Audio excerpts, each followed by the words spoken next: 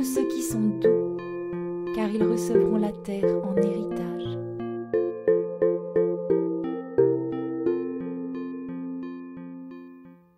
Doudou les doux, doudou les doux, heureux les doux, heureux les doux.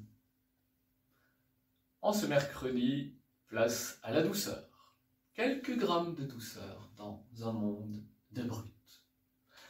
La douceur, c'est quoi dans nos vies? Peut-être déjà le beurre, peut-être aussi la lessive, le shampoing, le cidre que l'on boit, s'il n'est pas brut, il sera doux. Évidemment que ce mot du Christ parle d'autre chose que des objets du quotidien.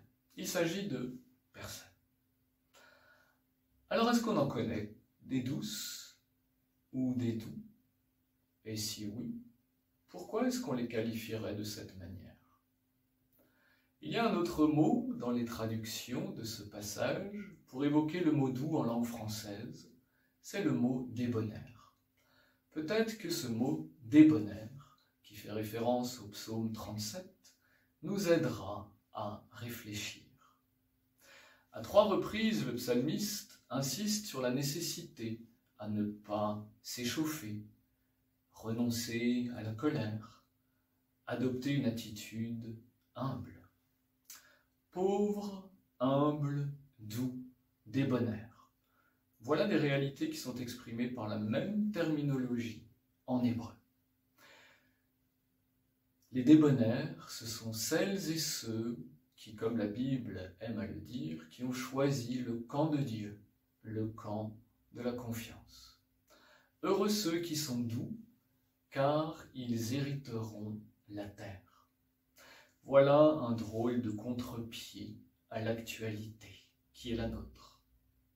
Aujourd'hui, pour hériter la terre, il faut conquérir, il faut posséder, par la force, par la violence, par les armes.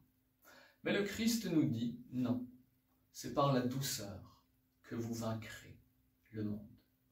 La douceur, c'est une vertu que le Christ portait en lui-même dans son humanité.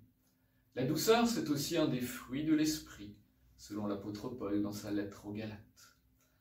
La douceur, c'est avant tout, je crois, un don, un cadeau. Et alors, si nous profitions de ce cheminement vers Pâques, pour essayer d'être un peu plus doux, déjà avec nous-mêmes et avec les autres, dans nos paroles, dans nos actes, dans nos gestes du quotidien. Thomas d'Aquin écrivait « Si nous sommes créés pour être heureux, nous sommes créés pour être heureux avec les autres. » Que l'Esprit de Dieu nous rende dans ce temps de carême capables d'accueillir l'autre dans sa singularité, qu'il nous aide à traiter les choses et les personnes sans possessivité, mais dans le respect de leur être et du mystère de leur liberté.